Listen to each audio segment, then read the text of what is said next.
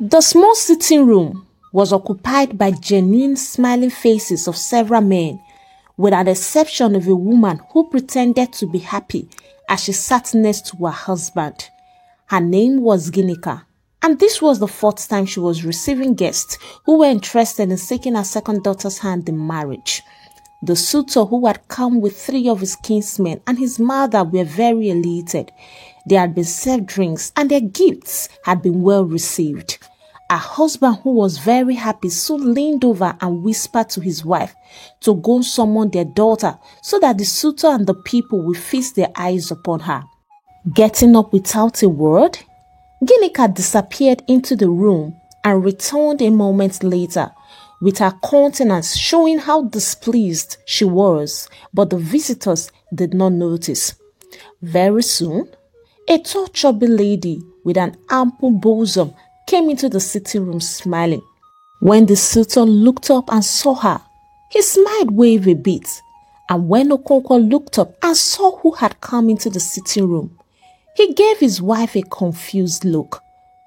Bia Ginika, did you not hear whom I asked you to call, or is this a mistake? Okonkwo quietly asked his wife. I heard now. Or is she not our daughter too? Ginika asked in an annoying tone. Of course she is our daughter, but this is not the one the suitor and his people came for, and you know, Okonkwo whispered. Why not ask them and find out? Ginika shot. Ask them? Why do you want to embarrass us this evening? Please go in and call Nene. We don't want to keep these good people waiting, Okonkwo pleaded. I am not going anywhere. Do what you are supposed to do. Or are you afraid? If you are afraid to ask them, let me do it for you, Ginika said impatiently. Before she could speak out to the guest, Okonkwo quickly shunned her. What's wrong with you, woman? Do you want to take the voice from my mouth? Have you forgotten who the head of this family is? Then do what you are supposed to do and tarry no longer, Ginika almost snapped. Act like it, they won't beat you. Okonkwo turned nervously, smiling to his guest. Then he said, I apologize for the short delay. I was having a brief and important meeting with my wife here. Then he cleared his throat again and then continued. I welcome you all once again. Today is really a blessed day for me because you people had decided to come to fetch a beautiful flower in my house. Anyway, I present to you your bride-to-be. He stretched a hand towards his first daughter, Adanna, who beamed and tried to flaunt her bodily assets.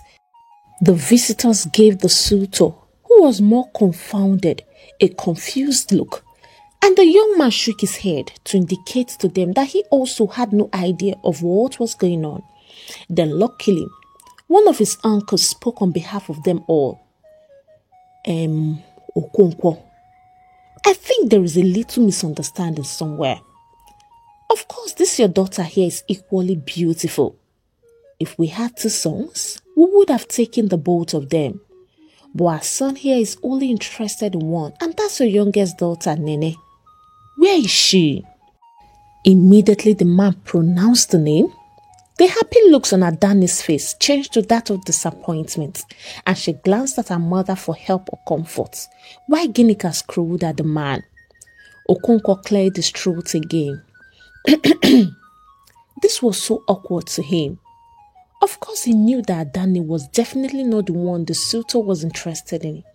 But since his wife Ginika insisted that Adanna must be shown to every visitor, he had no choice but to follow her wish, lest she might make the house a living hell for all of them. My in-laws, I understand that you are interested in my youngest daughter, but Adanna here is my first daughter, and I can assure you she will equally make a good wife like Nene, Okonkwo pressed. Yes, we cannot dispute that, another uncle said this time. But Okonkwo, you really have to understand that we are not here to marry 2 wives, but 1 wife. Why not give us the one we came here for so that we can all feast our weary eyes upon our wife-to-be? Or isn't that why we are here, my people? He asked his fellow kinsmen, and they all chorused in the affirmative. Your wife-to-be? Ginika suddenly exploded. And this one, she gestured with a hand at her daughter. And this one standing before you is a goat, right?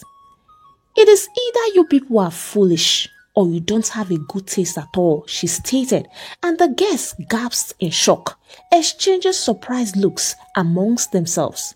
But how can you see something this good, something this marvelous, and you are still asking for Nene? Nene? Small Nene? Nene that is not even matured. Could Nene possibly know about marriage?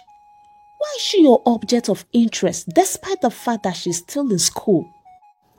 Ginika, the Sultan's mother carefully began.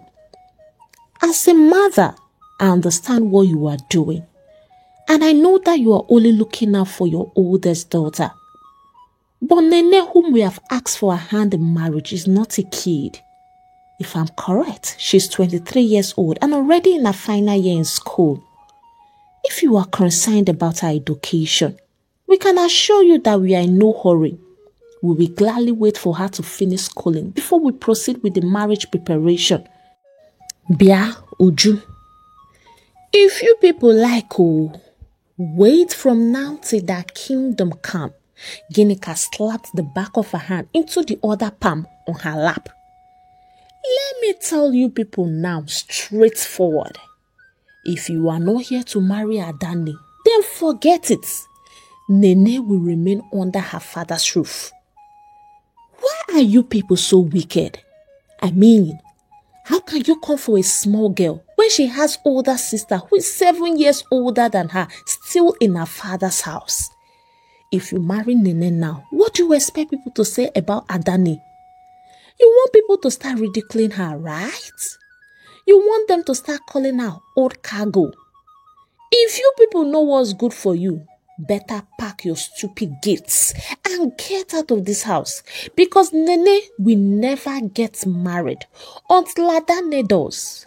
Over my dead body will a younger one marry before the older one. Having said this, she grabbed her daughter's wrist and angrily walked out from the sitting room, dragging her sucking daughter behind. Okonkwo could not say anything. It wasn't in support of what his wife had done, but he could not contradict her words either, at least not before their guests.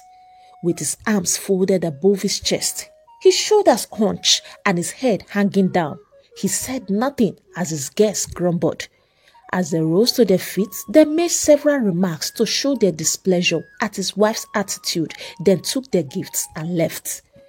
When they were all gone, Okonkwo leaned back into his seat with his arms still folded and his ankles crossed as he began to think what had just happened. It was not the first time this was just happening, but it still felt new to him every time. Soon, Nene came into the sitting room after peeping and making sure her father was alone. She fears her mother and mostly avoids her. When Okonkwo lifted his head to look at his beloved daughter, he realized that her face was streaked with tears and her eyes swollen. Nene was light in complexion, unlike her sister who was bleaching. She was slim and tall and had dimples that made his heart melt whenever she smiles. She was the apple of his eyes because she was very virtuous. Unlike her sister, Nene was studying medicine in school because she aspired to be a medical doctor. She was the only regular churchgoer in the house and had the kindest heart he had ever seen. Nene, he called softly in concern, sitting up now. Papa, why? Why? She asked in tears.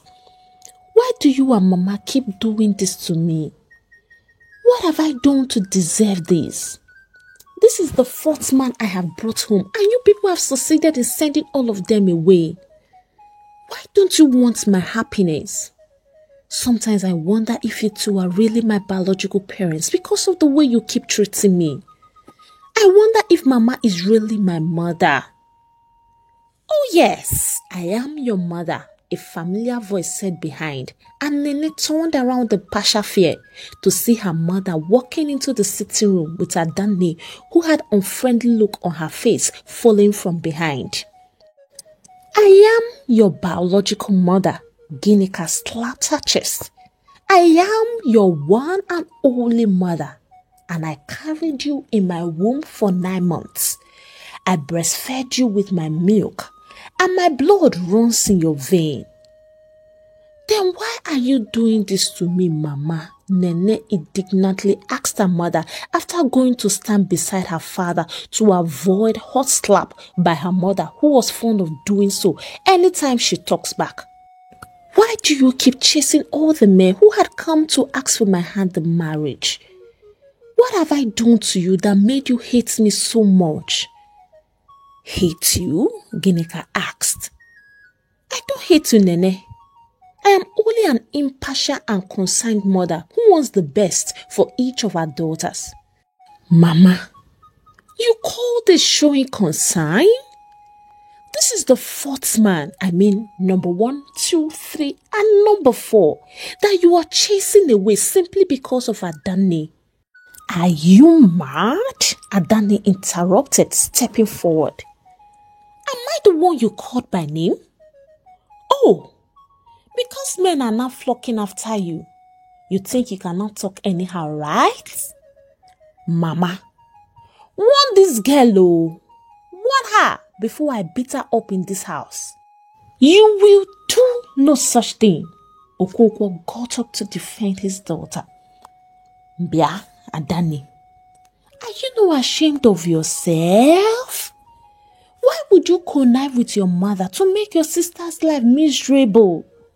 Is it her fault she keeps having suitors?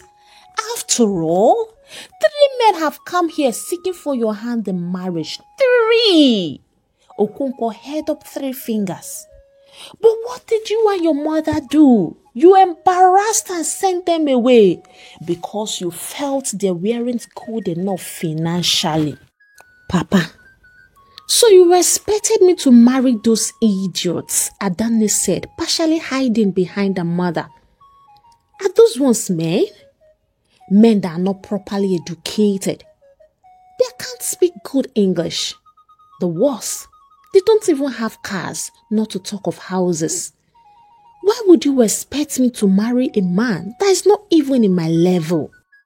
Just a minute. Did you just say level? You must be very stupid. Are you not just an ACE holder? You are claiming level when you have nothing to show for it. You were nothing but a teacher and you are claiming level. When the scholarship was available to go further in the university, all you could do was to go get pregnant for one useless driver who was driving his boss's car all around town, pretending it was his. You were so blinded by his fake life and you opened your legs wide for him like River of Galilee without thinking twice. Now we are left to take care of a 9-year-old boy in this house. Why the useless boy who got you pregnant has fled, refusing to take his responsibility of the little boy. Tell me now. Why won't useless men keep coming to you when you have opened your legs for almost every man in this street and beyond? Why won't they keep coming? Your mother keeps lying on your behalf that she gave birth to Ikenna and that she is your brother. Whereas we all know the truth, that he is your son, your own flesh and blood. Papa, don't insult me, oh. Am I the first girl to ever get pregnant out of wedlock? You should be happy that I didn't abort it, which means that I'm still a good girl, Adanne said. Good girl, kwa? At 30, you still regard yourself as a girl? You see why I say that your foolishness has no bound? Hey! Ginika quickly cut in, raising a hand to stop her husband. Papa Adanne, stop it oh! You are the one even making Adanne's life miserable. She's 29 getting to 30 and so? Please and please, Nang, mind the way you demean this girl. Don't forget in a hurry that she's also your daughter, your first fruit. It's not her fault that she got pregnant. She was careless, yes, but life goes on. Ginika, you see why I said you are responsible for this girl's behavior? He pointed at Adanne. You have completely spoiled her. You keep on encouraging her to misbehave. Now look at her. All she does is to consume the food in this house and convert her sister's suitors. But why is she the only one always bringing good men home? Why? Is it because she attends the university? Her suitors are always tall, handsome, and they have cars too. All these are what I want. Why can't I have them too? Why? Adanne lamented angrily. Enajum, are you asking me? Okonkwo asked. Why don't you rub the same powder your sister wears? Or better still, go and stand at the university gate and flag down cars. Thief. Your sister does not wear makeup, but you do. Despite all your assets, it is only men that are still trekking that notice you. Stupid element. You see me? I don't care how you people see these things so. Ginika clapped her hand in a disgusting manner. What concerns me is that if Adanne here doesn't get married, Nene can as well forget about getting married too.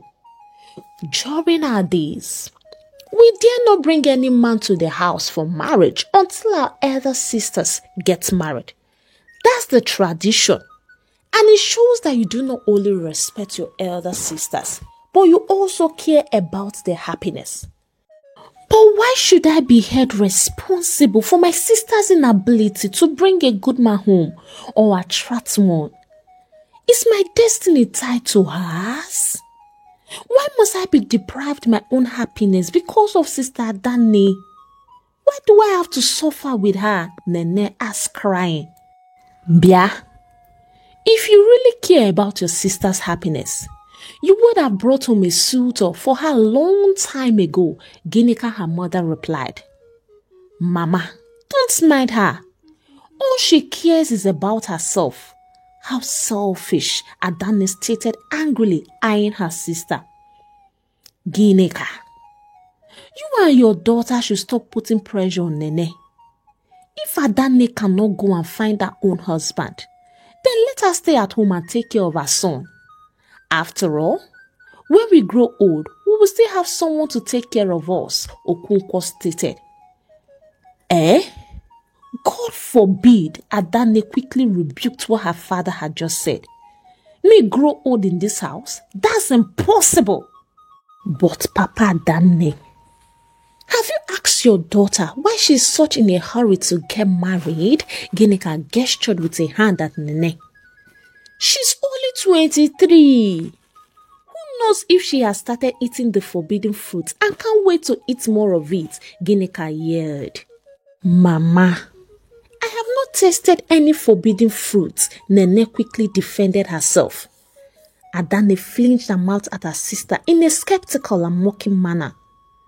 Sorry, Madam Virgin Mary, Miss Holier Than Thou, always trying to act as if she's holier than I am.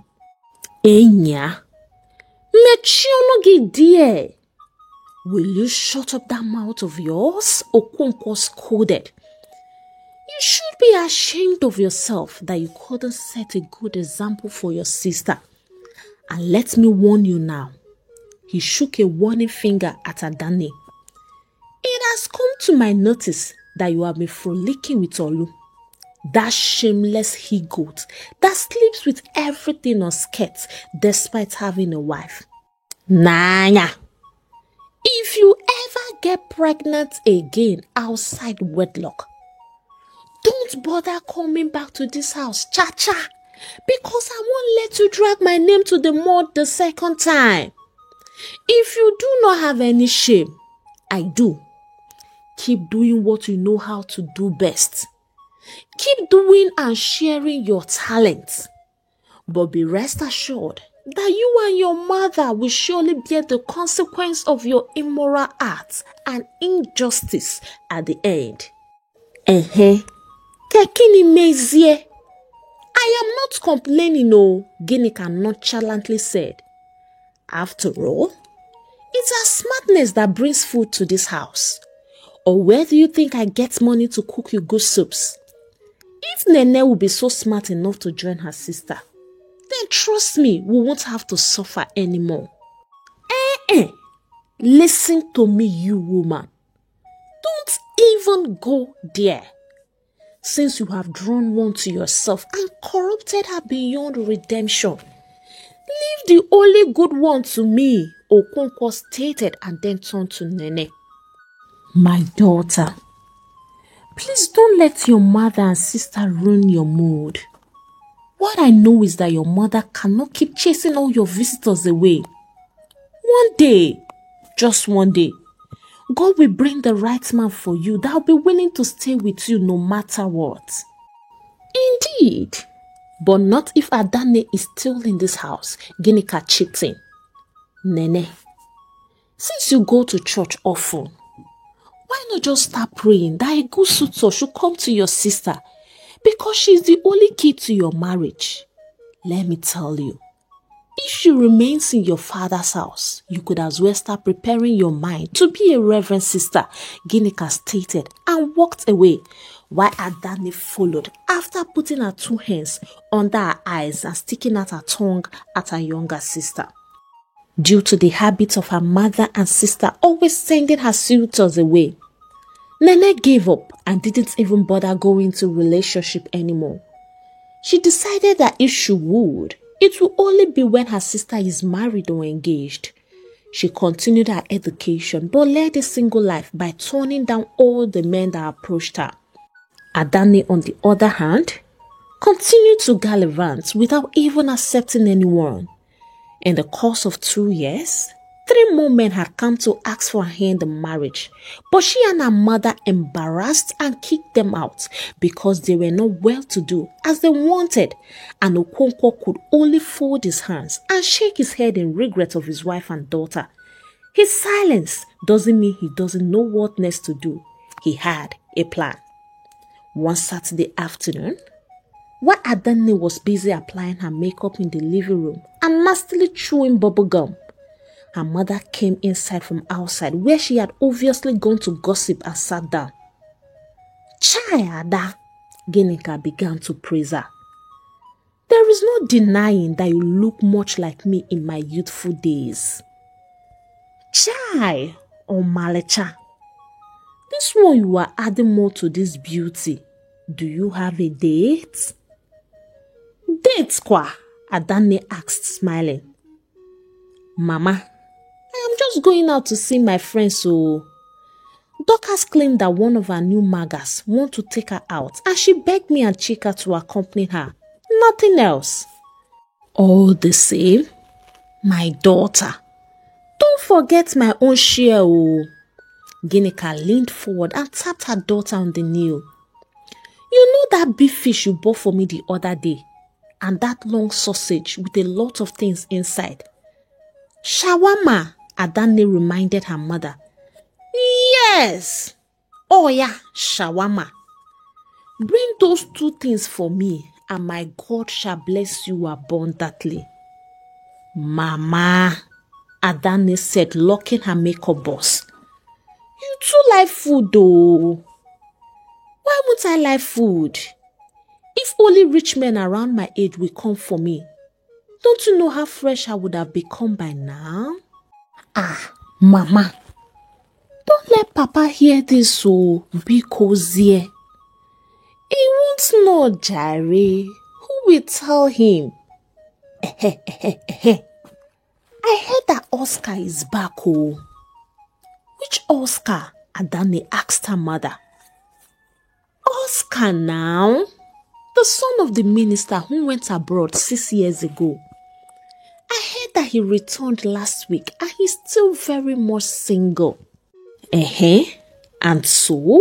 Adanne asked with her countenance indifferent as she resumed brushing her eyelashes upward with the mascara brush. What do you mean by, and so? Ginika didn't sound pleased at all. Don't you want to marry the son of a minister? Mama Biko. Oscar is not my taste. Taste quoi? Is there something wrong with you? It seems you have forgotten your age.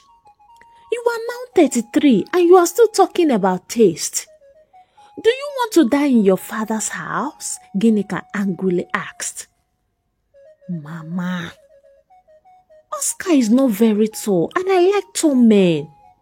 2, Oscar is not fair as I want as well. Hey, it's now that I know that you are a goat. Ibu ewu. Here you are talking about height and complexion, when what you should be concerned about is marriage and wealth. Listen, this Oscar guy must not pass our family. In fact, you must do everything possible to make sure he marries from this family, or I will not forgive you. I have said my own, Ginika stated, as she got up and went into the room while Adanne made the face and soon finished up with her makeup. As she checked herself in her hand mirror, she looked up when she saw Nene walk into the sitting room with a handbag on her shoulder. And where is this one going to? I am going to the hospital. My shift starts at 2 p.m., Nene replied calmly. Adanne murmured bitterly. I still don't understand why you get to have the good jobs, why I end up being a teacher. You have an NCE, madam. If you want something more, dear sister, it's not too late for you to go back to school, Nene shot. Mwah, go back to school. At this my age? If they were to choose by body, I will be more qualified and better because unlike you, I have bigger fronts and bigger backs. You don't even wear makeup and it keeps baffling me how those men keep approaching you. Or are they blind? Look, sister, I am not in the mood for your trouble this afternoon. I am going to work, Nene simply said as she walked away. As Nene walked down the street and turned into the busy road to wait for a bus, an approaching car soon slowed down in front of her. When she bent forward to see who it was, she realized it was the new doctor, Mike, who had just been transferred to a hospital a month ago. He was probably in his early 30s, tall, good-looking, and was rather very reserved, unlike the previous doctor he had replaced. They had barely spoken in the hospital except officially, and this was the first time she was seeing him outside the hospital. Good evening, doctor, she greeted with a smile. Good evening, Nene. I guess you're waiting for a bus, right? He asked with a small smile. Yes, please, Nene replied. How about I give you a lift? I'm also heading to the hospital. No, doctor. I'd rather just wait for a bus, Nene politely declined because taking lifts isn't one of her things. Mike chuckled and reached over to open the other door. I promise you I won't bite. Please come in. After hesitating for a moment, Nene finally obliged and entered into the car. As they drove to the hospital, they talked about so many things, with the doctor doing more of questioning in order to know her better. When they got to the hospital, Nene quickly got down, while the nurses who had seen her come down gave her curious and envious stares, and her friend Eva simply followed her into the staff room to tease her about it. Adanne, on her part, approached a gate and walked into the compound. She met a car parked in the compound, indicating that whomever she came to see was at home, but she dreaded meeting someone else. Standing in front of the main door, she knocked and waited. She had knocked 2 more times when she heard the female voice she dreaded. Who's there? Asked the woman from within. Adanne was about to reply when she heard a man quickly answering his wife. Don't worry, honey. Just sit down. I will get the door. Soon the door opened and the principal of the school where she worked emerged slightly, closing the door behind him. Adanne had to take 2 steps back to create a space between them. I told you promised me that she wouldn't be at home. You told me that she was going to spend some time with her mother this week, she complained in a whisper. I know, but something came up and plans changed. My kid had gone to meet their grandma though. It's just the both of us at home, the principal whispered back so that his wife won't hear him. How is that my business? I would have even been more comfortable if it were your kids. We would have just simply locked them up in their room and do what we want to do, she stated with a frown. Please, I am sorry. Don't be angry. I should have at least called you to let you know the change in plans, the principal said. Yes, nah. I can't do anything in your house since your wife is around.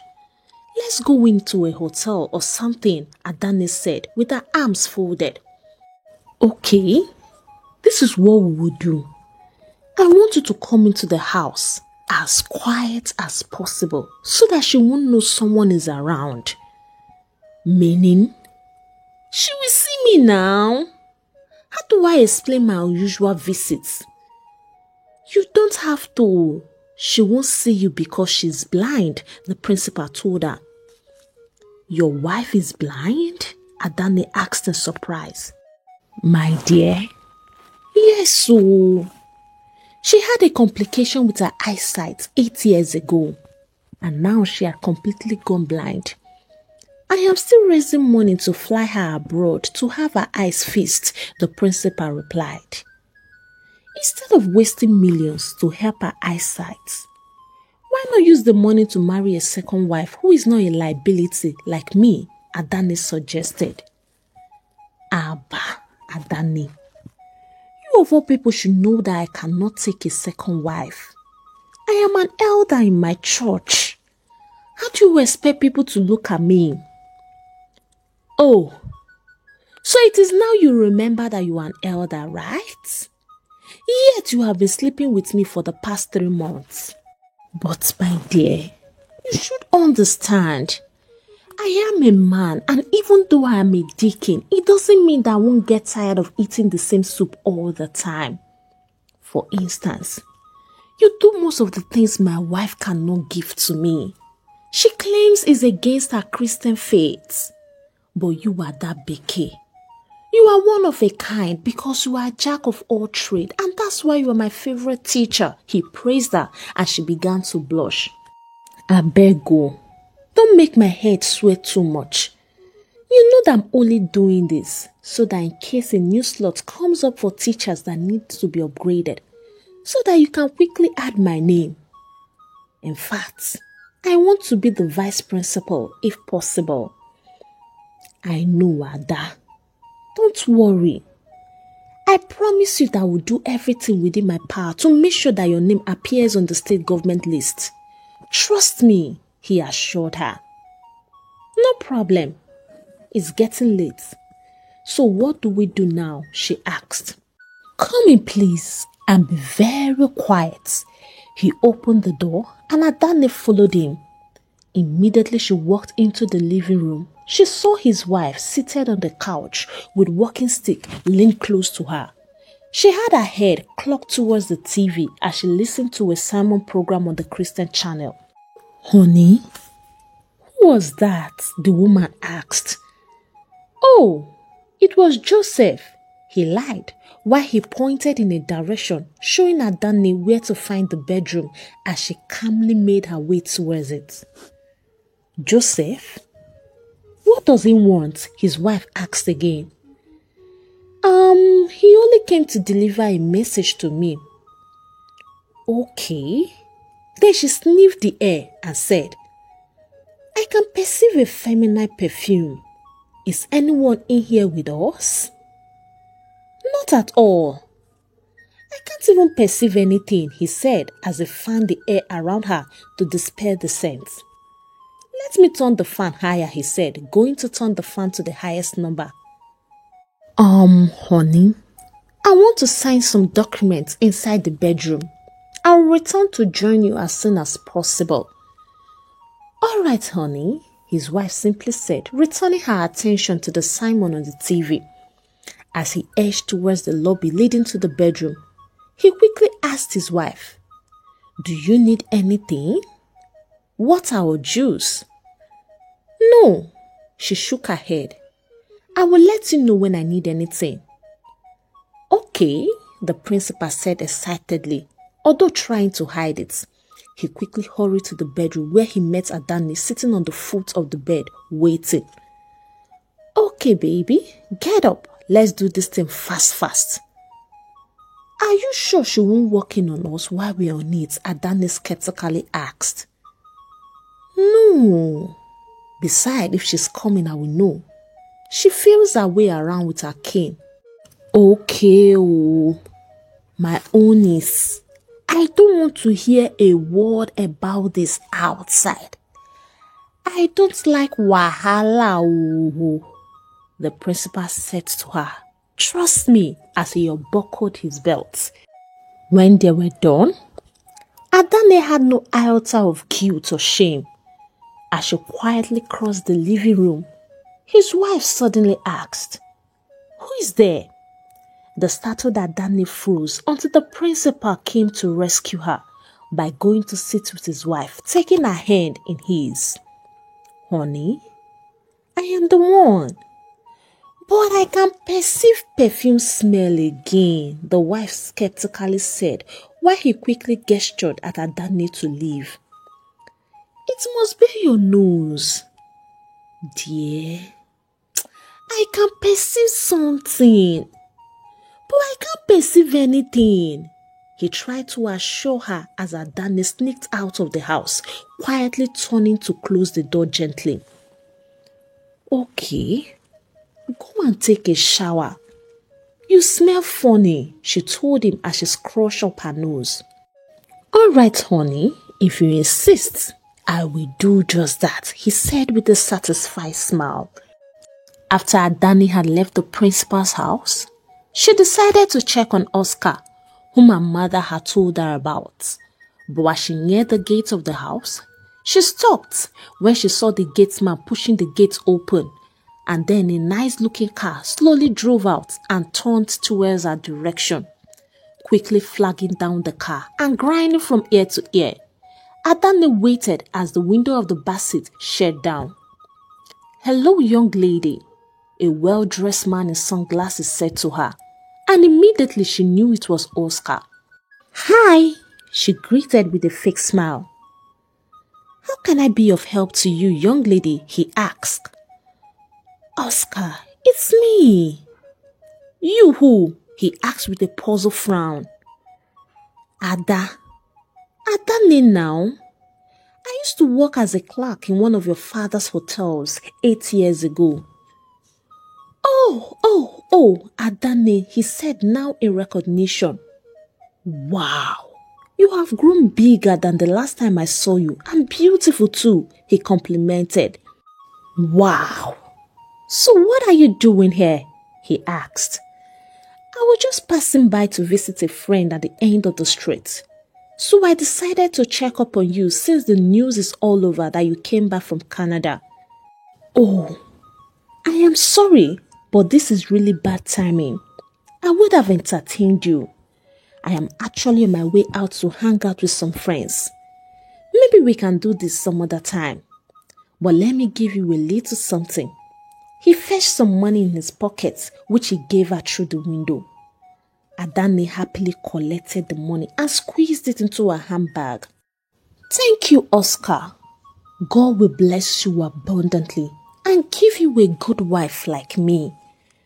When she said so, Oscar gave her a look she didn't understand. Then she quickly added with an awkward smile. Can I at least have your contact so that I can call you and thank you very well? Nah, thank me very well. I don't think that would be necessary, he said. Please, Adanne insisted. I am a good Christian, and the Bible tells us that we should always show gratitude. I see. He handed her his complimentary card. Thank you so much. When can I come over? Come over? I don't get you, Oscar asked, puzzled. I figured that since you live in this house all by yourself, it must be lonely for you. I can cook different delicious delicacies. I can sweep, cook and wash. In fact, there is nothing a wife material like me cannot do, Adani bragged. Oh, Adani, thank you so very much. But I can assure you that I have so many domestic staff that help in doing all these things. So I think that won't be a problem. Oh, Adani said in disappointment. Okay then. She glanced back at the house as she scratched the back of her hair, thinking of what next to say. Do you have a girlfriend? What I actually mean is that, do you have someone that can keep you warm at night? You know that we are almost in the rainy season, and men like you will need all the warmth they can get. Oscar exhaled. Adani, I was on my way out before you came. I really should get going now. Do have a nice day, he said as he ordered the driver to move. Adani continued to thank him. All right. Thank you once again. I really appreciate the money. I will tell my mother that you sent her regards too. Thank you. She waved at the car. As she passed the front of the gate, she paused to admire the beautiful house, then said to herself, so one day, Nwabo Adani will live in this house and people will be calling me Madam left and right. I will even be driving my own car. Mama is right too. I must not let this man pass me by. If he can give me 20,000 for just coming to see him at the gates. How much will he now give me if I enter the bedroom? In fact, how much will he spoil me with if I get married to him? I will not let this opportunity pass me by, yo.